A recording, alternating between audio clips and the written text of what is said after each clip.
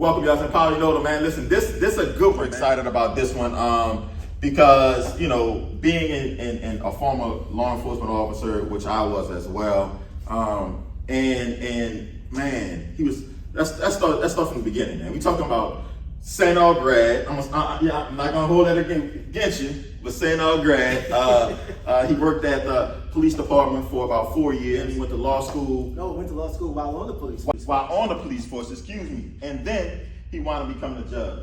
And you know what? I'm gonna get into that in a second. But and then after a judge, he put his name in a hat and said, you know what? You're gonna be the mayor of the city, right? That's it. That's it. So real quickly before I get into these questions, mind you, these questions came from the citizens. It's not my questions. I don't want it to be from me. I don't want it to be biased. I want the community to be able to ask questions and over a game of pool, right? So start this game. Let's see if you can break. Let's see if you can break, and then we're gonna get into these questions that the people want to know. I like it. All right. So the first question is, Louisiana has the highest incarceration in the rates in the world, and especially Orleans Parish, right? Based on your experience creating the reentry court, right, being a part of that, what policies would you champion to address the barriers for formerly incarcerated people? Because that's what I am. I'm a formerly incarcerated second chance person. Will you commit, to reviewing the civil service rules, the HR practices, the ban the box that we have to deal with, as felons,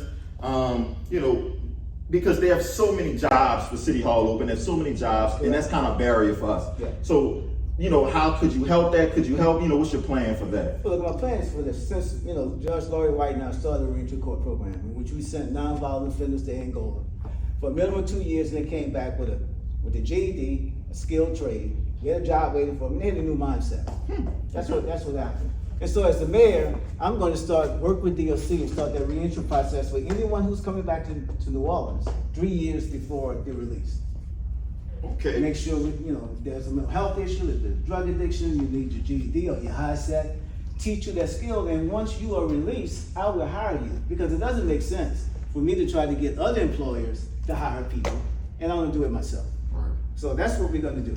But before we even do about that, I know you mentioned for conviction, but you know where that starts at, Justin? It starts with that police officer. That's where it starts, with the police officer, and that investigation. That's where it starts. That's where it starts. That's where it starts. So now become chief.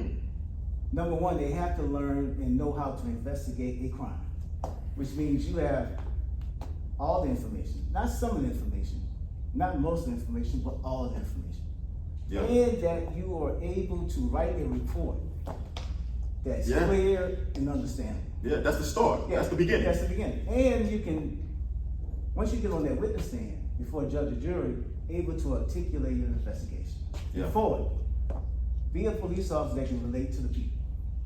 That's for any police officer. And that's where it starts at. And you're right. That's where it you're starts. Right. And you know what? Like that comes with training, right? Yeah. Training and education. That's it. Training, education. That's working with the courts, right? To get that training. Yep. From the courts or the DA's office or whatever. Before you get in the academy. Yeah. But have that know to come. Yeah. And one of the things I want to do in the academy, because we're in the academy, we had other police officers teaching us how to write reports. This is facts. Yeah. I want an English teacher to teach us how to write reports. Yeah. Look, when I was on the bench and I went to the National Judicial College and I took several courses in opinion writing, you know who taught us? Not another judge, an English professor taught us how to write. Right. And that's the same thing I want to do in the police. One of the things I want to do in the police academy is making sure our officers know how to write a report. That's important. Yeah. And we have a lot of officers, and based on Empower the stuff that I do, it could get thrown out. It's easy, just the report. Look, this is what's going to happen. You look if you have a defective report. Yep. Defective report, inadequate report. Yes, sir. Justin, it's my turn, right? Listen, you broke. I thought you shut up. I'm listening. I'm trying to get these conversations. Nah, that was terrible anyway. Look, I should have let you go. Go ahead. Look, if you have an effective, ineffective, incompetent investigation, a couple of things are going to happen. Number one, the DA would not accept it. Right. They're going to dismiss it. Right. Number two, if he does accept it, a judge may find no probable cause. True. And if it gets past that, a jury would come back and say, not guilty. It starts with that police officer. That's where it starts. Great education is important. Yeah, So, that's all what right, it okay, I Yeah. appreciate it. I That's where it appreciate it. starts. Let's see what you got, man. Let's see what you Let me got. see what I got here. I don't have All nothing right. on Yeah, this. I ask you another question. We're gonna talk about, what is the plan? What is your plan when you become mayor? For New Orleans East, business development, business, the plan for the youth. Like, what's going on with New Orleans East? Do you have a plan, anything like that for it I yet? do. Look, I grew up in the East. And I moved to the East when it was known as Gentilly East, not New Orleans East. Okay. That's I stayed in the neighborhood known as the Gap. But look, my plan is this, and this is across the entire city, because this is about being fundamentals and having the basics. We first have to make the city safe. Okay. That's number one. Yep. I agree. And number two, we need an infrastructure that we can fix the right way the first time. And we have to make it easy for you to do business in the city. Yeah. And that means getting that permit easy and quicker, because I want you to have that permit so you can apply that city sales tax to your service or your goods, so I can have money now for Nord and fixing the streets. Correct. So it's in my interest, but I want to take it a further step. Go ahead. Justin. I want to teach entrepreneurs how to be better entrepreneurs. I want to teach people how to be entrepreneurs. Because look, just having an EIN number, LLC is not enough. We need more. It's a lot. We need Yeah. more. Yeah. So I want to make sure that you're successful. And I want to make sure that you have access to capital to invest in your business as well. So it's in my interest that you succeed. Right. And we're going to be a business-friendly city. Right. Is that class that you hold for like the citizens? Like how would that, Yeah, working with Delgado, working with Nunez, working with the college. Oh yeah. 'Cause that's what we got to touch on that too. Yeah. Teaching that. It's about teaching. Yes. So speaking of that, because I want to touch on that. That's not even a question. You work with Delgado, correct? Is it Delgado? In GNO Inc. Yeah. Can you tell me about that? A little bit about it. About I guess a year and a half ago, I went to Delgado and talked to them about starting a career training program, similar to what I was doing on the bench with the reentry program.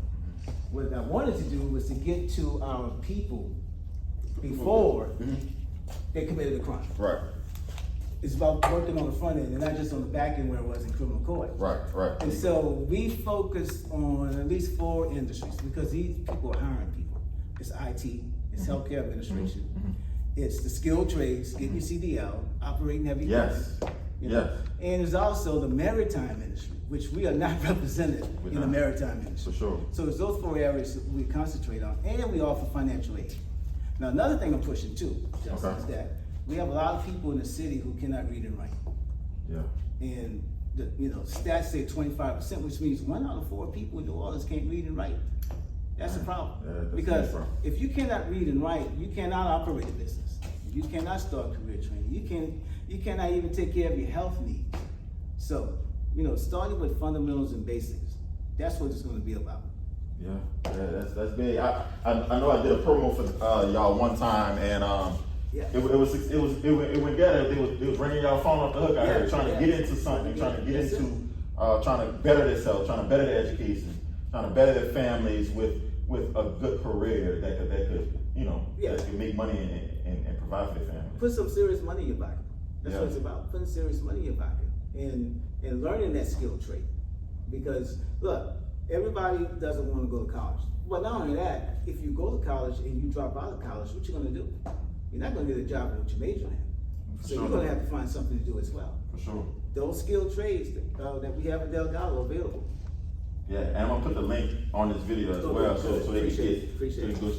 Come on, man. So that's what you got, man. So, but I know. We're doing a lot of talking and not a lot of playing right now. That's what we're doing. This is another question from the community member. The community member wants to know, how can a city use abandoned buildings for affordable housing? So how can the city use abandoned buildings for affordable housing? Well, first you have to obtain ownership of the abandoned building. Okay. That's number one. I mean, it's not for the city, you're saying? Oh, no. It's for somebody who just left it. Yeah, for somebody who just left it, you have to go through that process of getting the property. But for property that's owned by the city, for property that's owned by the city, not only do I want to, put that house back into commerce. Okay, yeah. But I also want to have a skilled workforce to renovate that house as well. And that's why I want to work with Delgado and Nunez, along with the New Orleans Career Center, and create a skilled workforce to weatherize houses, to fortify roofs. If we can do that, because when you talk about affordable housing, I'm not just talking about putting you in a unit, I'm talking about people already in their house and able to stay in their house and afford their house. Right. That's what we have to be talking about too. That's affordable housing as well. So not just putting them in a house, making sure they sustain themselves while they're in the house and afford to pay the rent or whatever they have to pay the rent, to pay the insurance. Yeah. Or to, if we could weatherize the house working with energy, decrease your utility costs. That's what we have to. We have to think comprehensively. That's what we have to think about. And not just putting you in a unit, but making sure you can stay in that unit and can afford to stay in that unit. And and that goes right back to what we talked about before, right? The jobs, the education. Yes. For it to be there for them to apply and get, and then sustain themselves for them with their family as well. Look, Justin, you know what every mayor wants? Taxpayers. Oh yeah, right. Taxpayers. Paying the property tax, paying the sales tax, because now I can use that revenue to fix those streets. Yeah. To have programs for North. Yeah. So it's in my interest to make even my 13-year-old grandson, when he gets of age, be here in New Orleans, stay here in New Orleans, hopefully not move, and become a taxpayer here in New Orleans and build the city. Absolutely. That's important. Oh man, that was a lucky shot, but I made it, man. That was a lucky shot, but I'm gonna take it. So I'm going easy on you. Listen, I appreciate it. So we kind of talked about, NOPD, we talked about crime, we talked about the plan for businesses and how you want to, have career training for the youth and for the people in the city. So what is your plan to effectively address crime? This is another coming from a community member. They want to know, because you have that expertise. Yeah. They want to know, that what is his plan to effectively address crime in the city? Yeah, I think it's 5 things. First, you start with the NOPD, but you don't end with the NOPD. And with the NOPD is what I said earlier. I need an officer who's going to be professional and confident, which means an officer who knows how to investigate a crime, who can write a report that's clear and understandable. You got one. Testified on the witness stand. Yes. What you got? Solid. Strike. Testified on the witness stand. And relate to the people. But also, what do we do at criminal court? And what I want to do at criminal court, which is 2 lanes broad, is have at least 2 paths. For those people who have nonviolent crimes with mental health, drug addiction, or maybe GED, we want to put them on a different path. Gotcha. While their case is pending. Gotcha. Now, for the most serious cases, I want to make sure we have the resources to make sure that victim has, their day in court, the defendant receives a fair trial, and that officer is there in the capacity of being a professional. Gotcha. And being confident. Yeah, no. Yeah. The third part is this: juvenile court. What do we do with our kids when they get arrested? Look, we're all about holding people accountable in our children. For sure. What they did, and we're going to do that, but we have to find out why they did it. Because if we find out why they did it and put them on a different path, even that means going into that home, in that house. Once you reduce juvenile crime, you reduce adult crime. Now, the 4th thing is what I call neighborhood, which means going into the neighborhood, looking at that playground, and from that playground reaching out to the neighborhood schools, the neighborhood churches, medical clinics, combining that with community policing. And look, when I played North football at 9 years old, we hit each other 4 days a week, and played the game the next day. We've got to do something different. Yeah. It's what I call North After School, which means 3 days you're going to do sports, but you're going to do your homework first. For sure. Those other 3 days, we're going to do things to improve your academic skills. Not what you went over in school that day, but teaching the basics, writing, math, comprehension, those fundamental things. But teaching also our kids how to respect themselves and respect other people. And exposing them to different activities, art, music, STEM, financial literacy, those things. Doing those things. And, reaching our kids from 5 to 18, 6 days a week, and definitely during the summertime. So that's programs that you want to put in place once you become mayor. Yeah, that's all about neighborhood. It's about neighborhood. I mean, when we were coming up, you had the schools, you had the playgrounds, That's a fact. and you had the church. Now, they were not on the same page, but they were there. For sure. There was They're an not- outlet, for yeah. sure. But they're not here right now, so we got to bring them back together. I want to do that with community policing. And look, community policing is not doing line dance no more all day. That's not community policing. Yeah.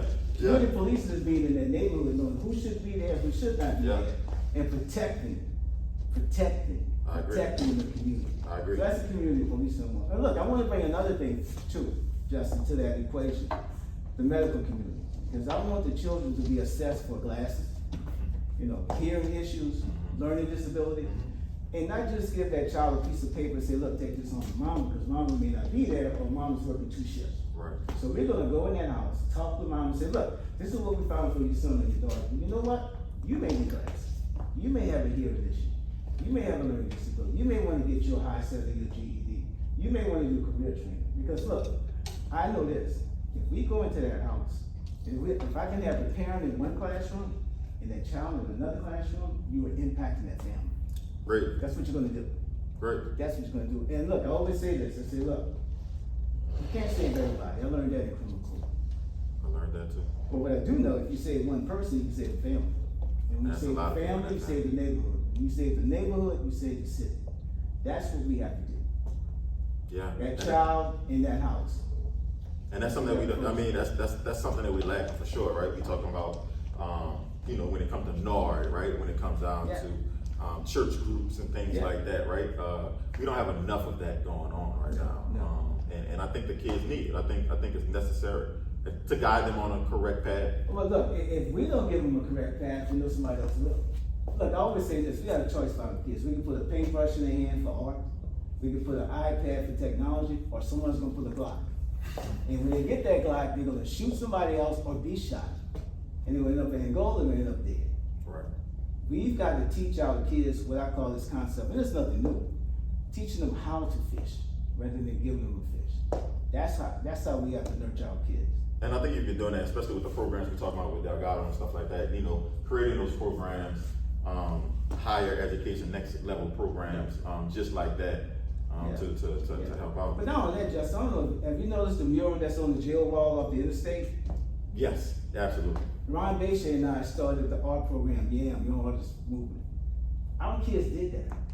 Yeah. They painted that mural there. And the concept was, I'd rather have my kids painted outside that wall than being behind that wall. And so our kids get paid a minimum of $15 an hour. And what we do, we partner them with established artists and teaching them not just the skills of art, but the business of art too. And so, you know who paid for that wall? Apple. Oh, really? I was able to get Apple to pay for that wall. So Apple, a Fortune 500 company, is making Right. an investment in our kids and our artists in the city right now. In the city, That's what they're doing. in the water. Yeah, that's what they're doing. I don't think nobody knew that. No, most people don't know that. Most people don't know that. But That's important. oh, it is. And I look to expand upon that relationship when I become mayor as well. If Yeah. we can do those kind of things, and work with the business community, work with the faith groups, work with the colleges and universities, work with nonprofits and community groups, Yeah. Work with city government, we're gonna have a different city. Yeah. No. Not no. just a better city, a different city where we can make a difference. Absolutely. That's what counts. Absolutely. I'm gonna switch gears. Yeah. We're gonna talk about infrastructure. That's gonna be the next question. Man, you have a plan for the infrastructure? That comes from one of the community member as well. Well, look, let me tell you, I'm tired of spending money for tires because of the You and I both. All right, I'm I'm tired. just saying. You and I both. Tired of doing that. But look, our infrastructure is based on spit and tape. It's yes. And however long the mayor's in office. What we need is a 25-year plan for our infrastructure, which means not just streets, water, sewer, drainage, lights, the whole gamut. And have experts at the table from Tulane School of Engineering, UNO School of Engineering, other Yeah. experts. Yeah. Looking at at least four things, Justin. How should it look? How much it's gonna cost? How we're gonna pay for it? And how long it's gonna take? Yeah. We need a 25-year plan to do that. Because we know we live on a swamp. And we're gonna have maintenance issues.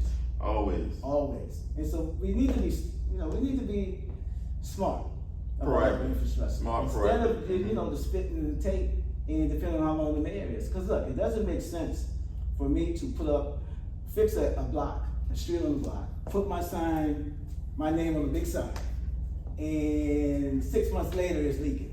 Yeah. You know, it doesn't matter, you have potholes in it. And look, let me tell you, Justin, if you have an oak tree kicking up that cement, busting a sewage and water board pipe, you're gonna have 3 people come out there. Someone from parkways to deal with that tree. Someone from sewage and water board to deal with that busted pipe. And someone from public works to deal with the street. Absolutely. And the 3 of them get out there, what do you think they're gonna do first? What did they do first? What are they gonna do first, the 3 of them together? Assess it. Just look at it. I don't know what. Point fingers. Yeah, I probably say assess It's it. Look at yours, it. no, it's yours, no, it's yours. We need one person to go out there and fix the problem. And so, public works and sewage and water board should be under one roof. And making sure we have the right management to make it happen. And as mayor, that's something that could happen. Oh, yes, it can happen. Okay. Yes, Okay. it can happen. Okay. Yeah. Yeah, I mean, they would look at it. They would point fingers. I can see that Yeah. happening. Yeah, it's not my problem, it's your Like problem. I said, because I guess they're thinking about where the money gonna come from too, right? I don't want to pay for that. Maybe. But it all comes from the same pot. You know where it comes from? Us. Yeah. It comes from us, Exactly. the taxpayers. It all Us. comes from us. It's the same pot. That's where it comes from. Yeah, You shot mine and yours. It's yours, man. Go ahead. Silence, man. You silence.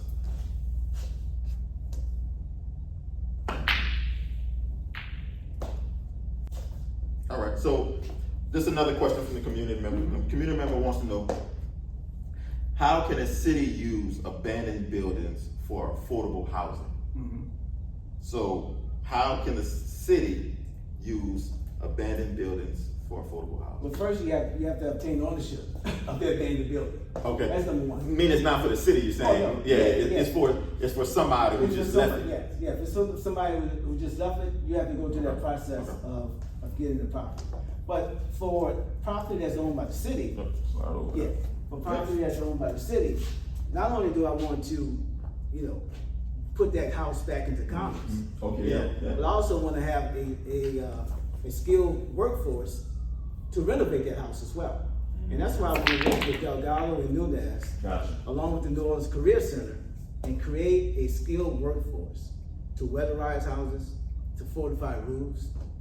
If we can do that, because when you talk about affordable housing, I'm not just talking about putting you in a unit, I'm talking about people already in their house and able to stay in their house and afford their house. Right. That's what we have to be talking about too. That's affordable housing as well. So not That's the other part. just putting them in a house, making sure they sustain themselves while they're in the house and afford to pay the rent or whatever they To have pay to the do. rent, to pay the insurance. Pay the insurance. Yeah, or to, if we could weatherize the house working with industry, decrease your utility costs. That's what we have to think comprehensively. That's what we have to think about. And Yeah. not just putting you in a unit, but making sure you can stay in that unit and can afford to stay in that unit. And and it goes right back to what we talked about before, right? The jobs, the education. Yes. For it to be there for them to apply and get and then sustain themselves, not only for them but for their family as well. Look, Justin, you know what every mayor wants? Taxpayers. Oh yeah, Every mayor right. wants taxpayers, paying the property tax, paying the sales tax, because now I can use that revenue to fix those streets, Yeah, to have programs for North. yeah. So it's in my interest to make, even my 13-year-old grandson, when he gets of age, be here in New Orleans, stay here in New Orleans, hopefully not move, and become a Right. taxpayer here in New Orleans Yeah, and exactly. build the city. Absolutely, that's important. Oh man, that was a lucky shot, but I made it, man. That was a lucky shot, but I'm gonna take it. So. You know I'm going easy on you. I appreciate it. So back to the infrastructure and then abandoned buildings. Another community member wants to know, what is the plan to get the roads completed on time? Right? We have roads and just dug up, left. The contractor left, and now I can't even put in my driveway. Right? So. No, that Justin, EMS can't get to you. Ooh. FD can't get to you. Yeah. If you're elder, your children can't come pick you up.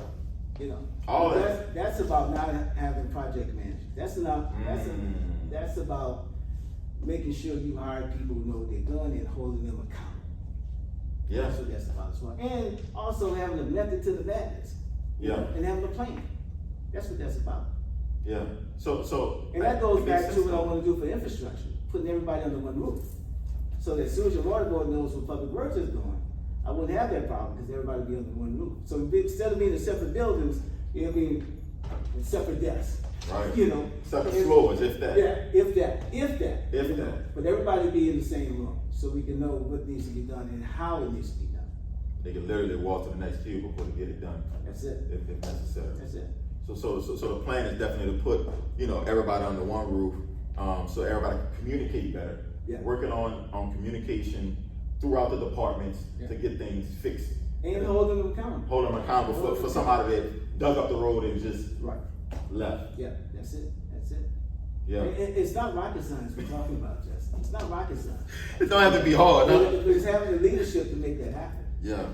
Yeah. And surrounding myself with people who know more than I do. That's a fact.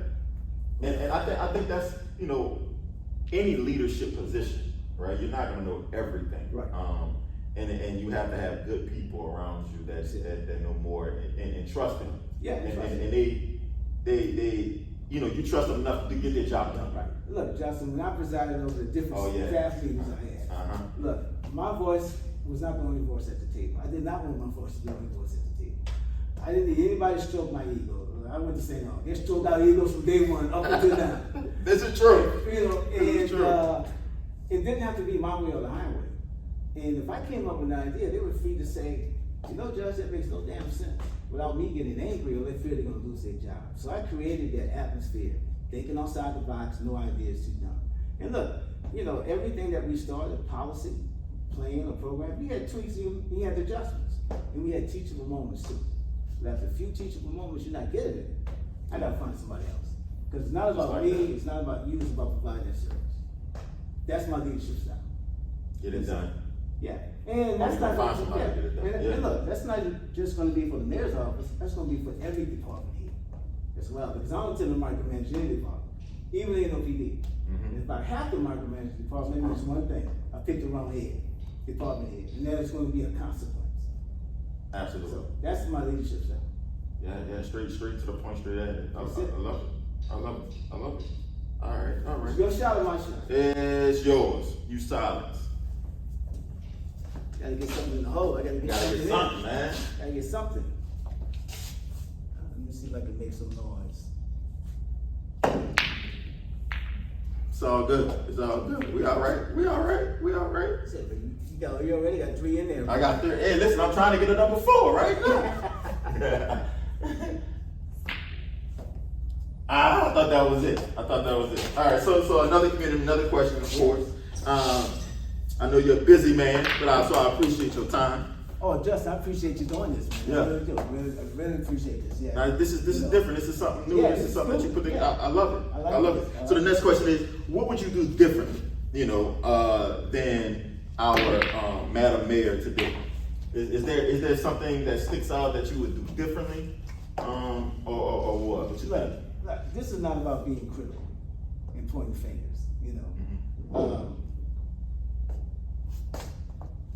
The page turns on all of us.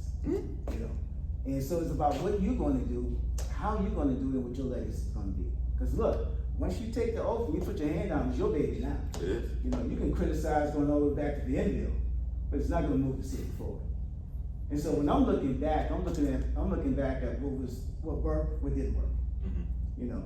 And making sure that we have the right people at the table and moving the city forward. Look, my dad used to say, look, you can criticize criticism just for the sake of criticizing, but there's also constructive criticism, Sure. which means we got it wrong. We need to work together, meaning the mayor's office and the city council. Yeah. That's what it has to be about. Yeah, and it seems like there's a lot of back and forth going on now. So we definitely need some. Look, Justin, blood. when I was in the urban squad patrolling the Desire Project, in the middle of the night in a one-man car, I didn't have time for the nonsense. Working in criminal district court, didn't have time for the nonsense. We had to take care of business. Yeah. And that's what we're gonna be about, taking care of business. Yeah. Listen, we good. Your shot or my shot? My shot. No, it's your shot. I just did. I'm trying to take your turn.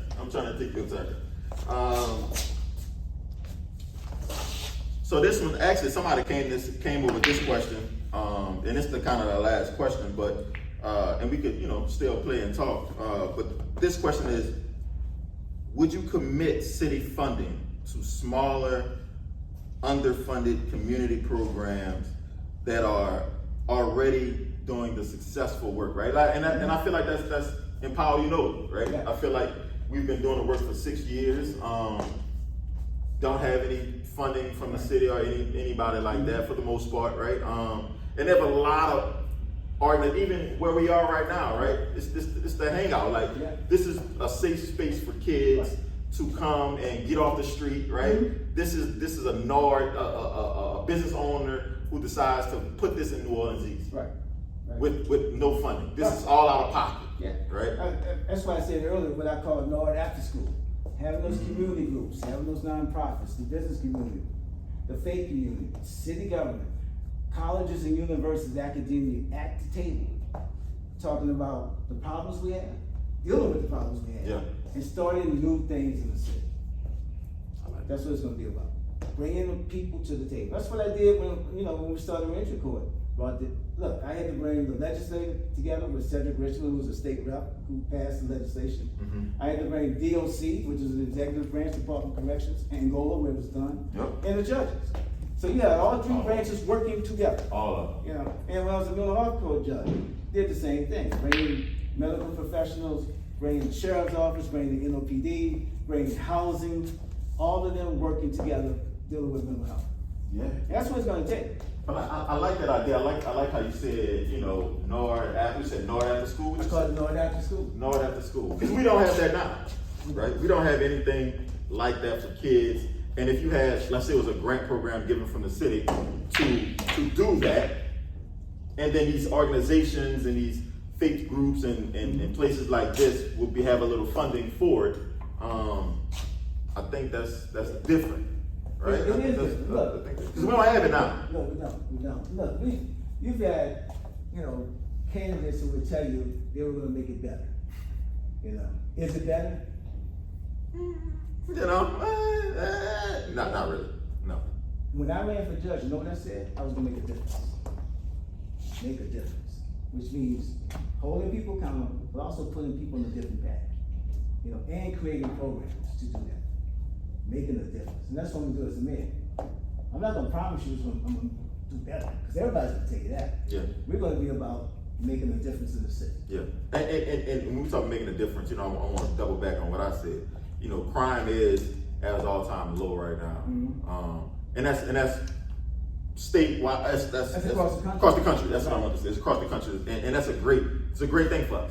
Mm-hmm. So things have improved, especially when it crime. Because that's all I do. I don't really know about infrastructure. You teaching me all this other stuff about infrastructure and these programs. That's your thing, right? But for me, it is down, and we want to continue that, and we want to continue to put great things in place to keep it down and bring it lower. Why not? Why not bring it even lower than we are? And that's, I think, with the programs you're talking about, getting the kids off the street is something we could do. One thing about stats, they go up and they go down.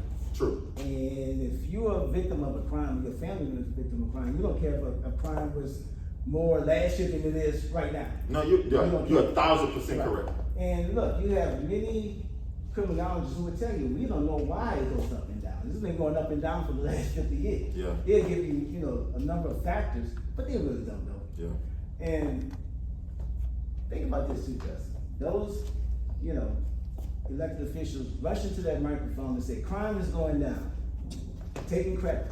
Yeah. But when it starts going back up, are you going to be at that microphone to take the blame? Yeah. Yeah. That's an issue. I definitely took some credit for that. Yeah. I ran to that mic too. Yeah. And said, listen, Paul, we helped the city out. I was that person, right? And going to the mic after it's all over is something that you have to do as well. Yeah. And look, I don't need stats to tell me about whether or not crime is up or down. You go to that neighborhood. And if that neighborhood has a park that's dead, a school that's not educating children, people hanging on the street corners, overground vacant lots, the street lights don't come on at night, and it's unhealthy, and no community policing, I don't need stats to tell me what's going on. It's a fact. You and I worked that.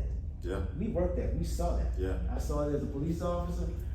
I saw it on the bench. You know, so I'm not going to be guided by stats. I'm going to be guided by neighborhoods. If I make that neighborhood healthy, working with that school to make sure those kids are educated and can read and write at grade level, bringing back that playground, working with the church community in there, with community policing, making sure people have the opportunity to make themselves better. You know, making sure the street lights come on at night and there's overgrown lots of cuts. Now it won't matter then, Justin, if I have 800 cops or 1,800 cops. Yeah. Because if we make the neighborhood safe, yeah, that's where it's gonna come. Absolutely. And that's where it comes. And I'm more interested in making that neighborhood safe than rushing, no disrespect to you. Yeah, but no, rushing for sure. to that microphone talking yeah. about the stats are going down. Yeah, yeah. You gotta concentrate on that neighborhood. Absolutely, absolutely. Well, look, Judge, look, I appreciate your time. You know, I kind of, you know, beat you a little bit. You know, look, we had to stop right now. If we had to stop right now, you know, I can see how one I got, but I appreciate your time. Thanks, I appreciate you. And good luck, right? Yeah, good luck. You got a long road ahead of you. Yeah. But of course, you prayed up. You from the city. You know, everybody love you. So. You're good. And look, Justin. Yep. Look, the person with the most money don't always win. You know, and it's about touching people and what you've done in the community, not Sure. what you said you were going to do, not what you voted on, but what have you actually done where you affected and touched people. Support. That's what it's going to be about. People. And that's what we're going to be about when I become mayor. Touching people and putting people on a different path, giving people opportunities to make themselves better, to make them taxpayers. And making sure our children, I think I said this earlier, not just giving them a fish, but teaching them how to fish. That's how we have to nurture our children. Yeah. If we do that, we'll be a better city. No doubt about it. Yeah. I appreciate Thanks, it. Trey. Appreciate it. All right.